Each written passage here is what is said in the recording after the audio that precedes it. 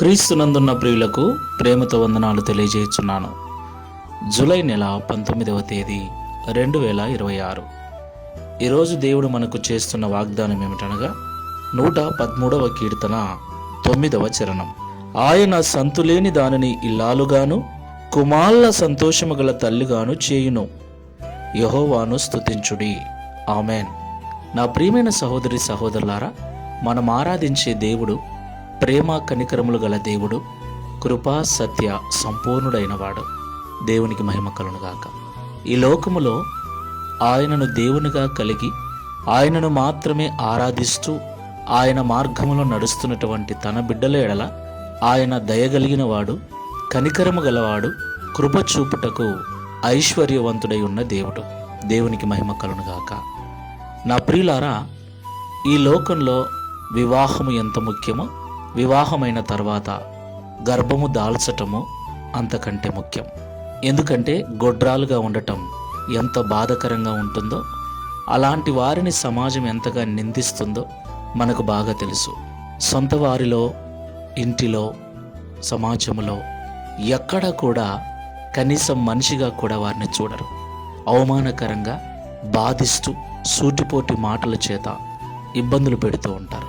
నేడు సమాజంలో చాలామంది గర్భఫలము లేక నలిగిపోతున్న బిడ్డలున్నారు.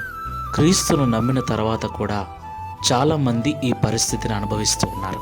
ఈ మాటలు వింటున్న ప్రియ సహోదరి సహోదరులారా, మనం ఆరాధించే దేవుడు గర్భఫలం అనుగ్రహించేవాడు, పిల్లల తల్లిగా మార్చేవాడు. గొడ్రాలిగా ఉన్న భార్యను పిల్లల తల్లిగా మార్చే దేవుడు. దేవునికి మహిమ కలుగునుగాక. కాబట్టి ఈ మాటలు వింటున్న వారిలో ఎవరైనా అలాంటి సంతానలేమి చేత బాధపడుతూ ఉంటే వారు క్రీస్తులో ఉన్నట్లయితే భయపడకండి, దిగులు పడకండి. సంతానలేమి వలన, గర్భఫలము లేకపోవటం వలన మీరు అనుభవిస్తున్న బాధ, పడుతున్న నిందలు, అవమానములన్నీ ప్రభు చూస్తూ ఉన్నాడు, వింటూ ఉన్నాడు. శారమ్మను దర్శించిన దేవుడు, రెబెక్కమ్మను దర్శించిన దేవుడు, హన్నాను దర్శించిన దేవుడు తప్పకుండా నిన్ను ఒకరోజు దర్శిస్తాడు. విశ్వాసమందు సన్నగిల్లక, ప్రార్థనా జీవితమును కోల్పోక, విశ్వాసముతో ప్రభు వైపు తిరిగి ఎడతెగక ప్రార్థన చేయి. తగిన సమయములో నీకు గర్భమును అనుగ్రహించి, తగిన సమయంలో దేవుడు నీకు మేలు చేసి నీ నిందలన్నిటినీ తొలగిస్తాడు. ప్రార్థన చేసుకుందాం. ప్రేమ స్వరూపుడమైన తండ్రి, పరిశుద్ధమైన ప్రభువా, మీకు స్తోత్రాలు చెల్లిస్తూ ఉన్నాం. ప్రియ తండ్రి, మీ ప్రేమను, మీ కనికరమును, మీ దయగలిగిన గుణమును మరొకసారి మేము గుర్తించున్నట్లుగా, గ్రహించున్నట్లుగా మాతో మాట్లాడినందుకు స్తోత్రాలు స్వామి.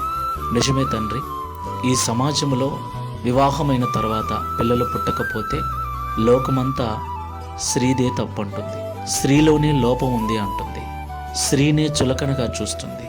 మాట్లాడేవారు కూడా పురుషునితో మాట్లాడడానికి భయపడతారు కనుక స్త్రీనే మాట్లాడుతూ ఉంటారు. అలాంటి అవమానకరమైన మాటలను భరిస్తూ ఎన్నో వేదనలు అనుభవిస్తున్నటువంటి ప్రియ బిడ్డలు ఎంతమంది ప్రార్థనలో ఏకీభవిస్తున్నారో జ్ఞాపకం చేసుకోండి. ఈ వాగ్దానం వారి జీవితంలో నెరవేర్చినట్లుగా వారిలో విశ్వాసమును, ప్రార్థనా జీవితమును మీరు అనుగ్రహించండి తండ్రి. నిజంగా ఎంత బాధగా ఉంటుందో, ఎంత వేదనగా ఉంటుందో ఒక్కసారి మీరు జ్ఞాపకం చేసుకోండి. ఆ బిడ్డల యొక్క కన్నీళ్లు చూడండి, వారి హృదయ వేదన చూడండి, వారి గర్భములు తెరవండి, లోపములన్నీ సవరించి మీ కార్యమును వారి జీవితంలో జరిగించి, అవమానములన్నీ తొలగించి, పిల్లలు కలిగిన భార్యగా, కుమారులు కలిగిన తల్లిగా సంతోషము చేత నింపి నడిపించుమని, తద్వారా మీరే మహిమ, ఘనత, ప్రభావములు పొందుకొనమని యేసుక్రీస్తు వారి నామములో ప్రార్థించి వేడుకుంటున్నాము తండ్రి. Amen. Praise the Lord. God bless you all.